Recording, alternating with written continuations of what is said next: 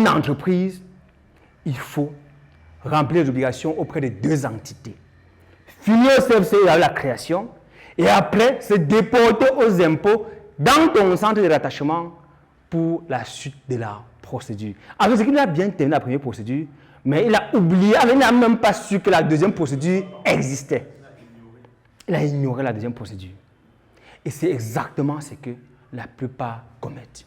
Nous sommes samedi. Ce matin, moi, j'ai eu, autour de 9h, à appeler quelqu'un qui m'a contacté hier. Il me dit, bon, il vient vers moi pour ceci. Ok, bon, il a été référé par quelqu'un. Et on a discuté, j'ai dit, ok, envoie-moi le numéro de contribuable de ton entreprise, je vais vérifier en ligne et je vais te dire. Et là, il y a une SARL. Lorsqu'il m'a envoyé, je check en ligne, il a créé l'entreprise en 2017. Et curieusement, l'entreprise n'a jamais été désactivée sur le site des impôts. Et son entreprise a été créée en 2017. Et nous sommes exactement en 2022. Jusqu'à hier, qui m'a contacté. J'ai contacté. Lui, depuis qu'il a créé l'entreprise, c'est qu'en réalité, il n'a jamais fait une déclaration.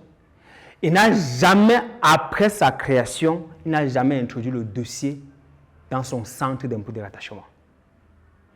Et maintenant, il vient de soumissionner à un marché d'une organisation internationale. Et il y a de fortes chances, parce que quand même un technicien, que son dossier passe. Nous, il a été déjà présélectionné.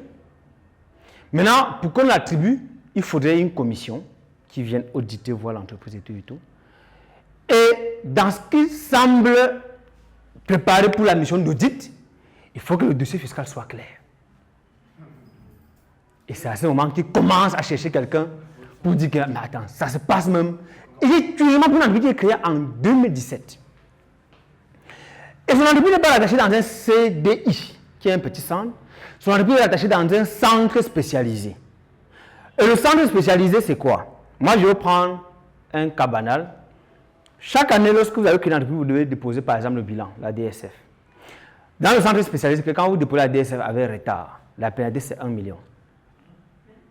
La date limite pour déposer la DSF c'est le 15 mars. Si vous générez une DSF, comme par exemple aujourd'hui, si je génère sa DSF de 2017, allez, je dis quand vous générez, le délai de dépôt de la DSF c'est le 15 mars. Si vous générez le 16 à minuit, 1 minute, ça fait une pénalité automatique de 1 million. C'est le système qui génère cela automatiquement. Par exemple, quand vous déposez, il y a un avis d'imposition qui est généré, et cet avis d'imposition sort directement avec la pénalité. Et le code, je veux dire, le livre de procédure précise que cette pénalité ne fait pas l'objet d'une remise. Parce qu'il y a des pénalités, vous pouvez écrire au chef de centre pour vous demander une remise gracieuse. Mais là-bas, ce n'est pas pareil. Non. Quand tu es au centre spécialisé, c'est 1 million. Quand tu es au CDI, c'est 250 000. Quand tu as DGE, c'est 5 millions. Oui, non, il est rattaché au CESPLI, ici à Omnisport, CESPLI du Fundi. C'est un centre spécialisé. Donc, vous voyez, si on veut se mettre à redresser, vous voyez où il va arriver. Et curieusement, il me dit que non, il faut qu'il mette tout à jour avant que l'audit n'arrive. J'ai ri. Et tu vas mettre tout comment? Ce que tu peux faire, c'est content de toi, fais le minimum que tu peux faire. Parce que ce que tu peux faire, je veux dire quoi? Ce qui doit être fait. Je ne te trouve pas en mesure de le faire. Tu n'as pas la capacité. Non.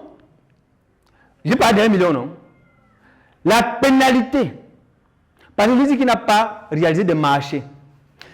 Tu peux déclarer avec la pénalité de retard, qui est de 10% par mois de retard. La pénalité, c'est 10% par mois de retard, avec l'intérêt de retard de, je pense, 1,5. Maintenant, la pénalité est lorsque toi, tu as déclaré en retard en incluant la pénalité.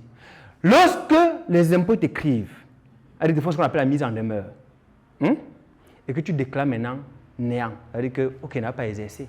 La pénalité, c'est 1 million. Le livre de procédure, c'est écrit. 1 million. C'est-à-dire que les impôts t'ont écrit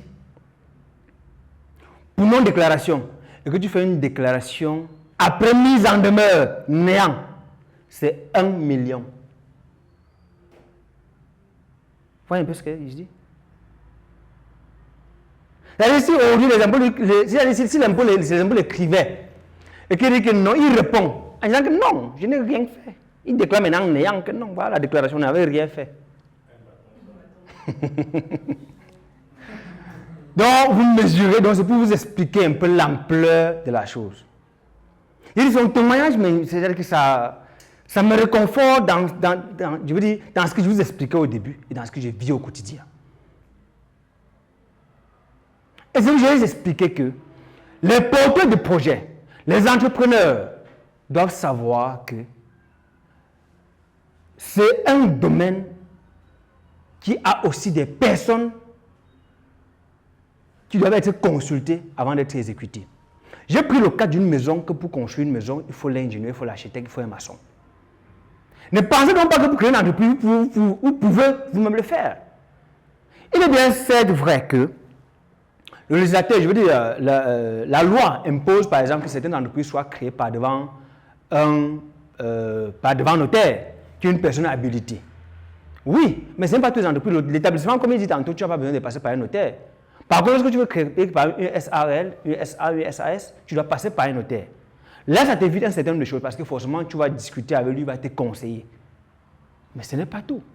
Combien de personnes font recours à un notaire? Le temps que vous faites recours à un notaire, il faut vouloir créer par exemple la SARL dont les frais de procédure vont être au minimum de 400 000. Combien de... Oui. Les frais notariés minimum, c'est 400 000 au moins. Peu importe la structure. Ça, c'est au moins pour les SARL. Maintenant, SA, selon la valeur des capitaux, on peut, j'ai dit le minimum. C'est-à-dire qu'on peut être à 1 million. Moi, j'ai déjà eu à créer une SA. J'ai payé les frais notariés, je pense que c'était 1 980 000. Puis voilà. Combien de fois le clerc du notaire te malmène? Combien de fois le titulaire de la charge? Combien de fois? Les notaires, ce n'est pas comme les avocats que tu les rencontres partout. Non. On a combien de notaires à Yaoundé qui sont habilités à exercer? On a combien? Non, il y en a quand même, mais ce n'est pas du tout facile. Vous voyez, quand on dit les frais de création d'une SARL avec un capital de 1 million, pas devant notaire, ça vous coûte au moins 400 000. Ça, c'est les frais notariés. Vous pensez que c'est ici. C'est-à-dire que parce qu'en fait, dans l'acte de création, la loi vous permet soit de faire le dépôt du capital par devant notaire ou de déposer à la banque. L'acte de fonds vous permet cela. Donc, vous pouvez déposer votre capital soit devant le notaire, il prélève une fois les frais. Je suppose que si vous apportez 1 million comme capital de création de votre entreprise, il vous remettra à la fin combien? 600 000. Si les frais notariés sont 400 000. Ou à défaut, si vous déposez à la banque et que vous retirez à la banque, parce que quand vous déposez à la banque, le banquier va vous remettre ce qu'on appelle l'attestation de dépôt de capital. Vous partez devant le notaire avec ces documents. Après, vous allez toujours payer les mêmes frais. Vous retrouvez avec combien? Sur 1 million de capital. Vous retrouvez avec 600 000. Que le notaire seul a pris 400 000. Okay.